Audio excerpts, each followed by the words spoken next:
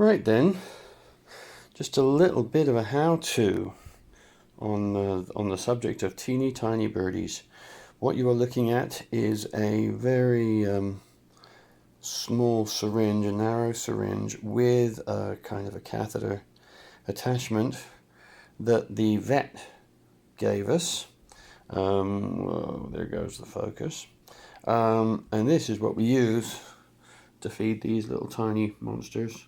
This actually does fit inside their little mouths. We now have here 5 little Spice Finches. As you can see, they've been fed because they're all kind of dozy.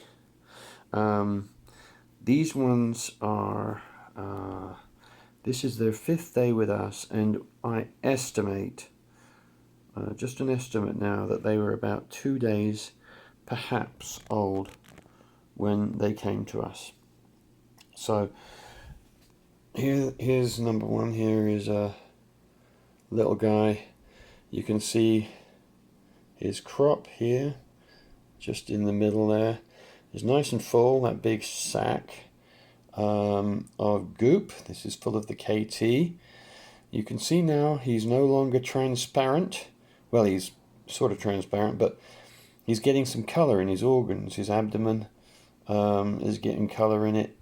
His face is getting color in it. His wings, you can see the very beginnings of pin feathers starting to happen, and this little bit of remnant of fuzz that's on his back is actually starting to drop off now and will be replaced by feathers. You're not hungry, I promise you. And will be being replaced by feathers slowly in the next few days. He's still blind. They're all still blind. And I expect that to start changing. You'll start, I don't know if you can see it yet. You can sort of see a suggestion of an eyelid. There's now a sort of a faint groove crossing that black space where his eye is.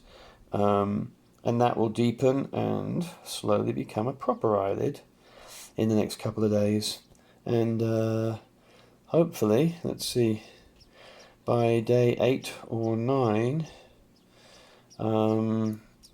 with us, which would be about 10 or 11 of his little life, that eye will start to open. We'll start to see, he'll start to see the world around him. At the moment, he can sense light and dark.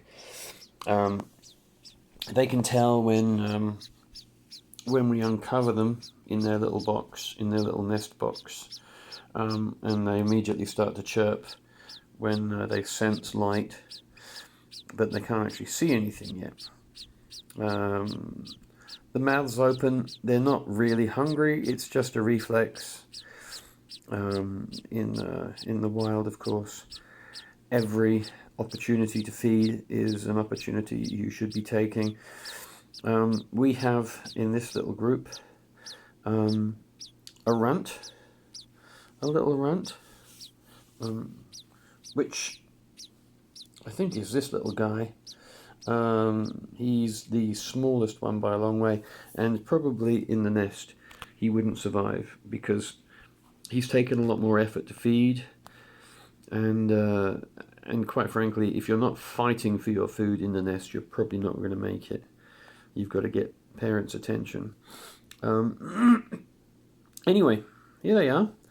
Day 5, day 7 probably of their actual existence is outside of an egg, and they're doing really well. As you may know, we lost one after day 1 that was having digestion issues, couldn't process his food, and the food was stuck in the crop. And then once it was going through into the digestion, he couldn't poop, poor little thing. So he died overnight on the 2nd night that they were with us. But these 5 are doing really well, and we're just keeping them toasty and warm. They're getting lots of sleep and doing lots of eating. And hopefully we'll be little birds in no time.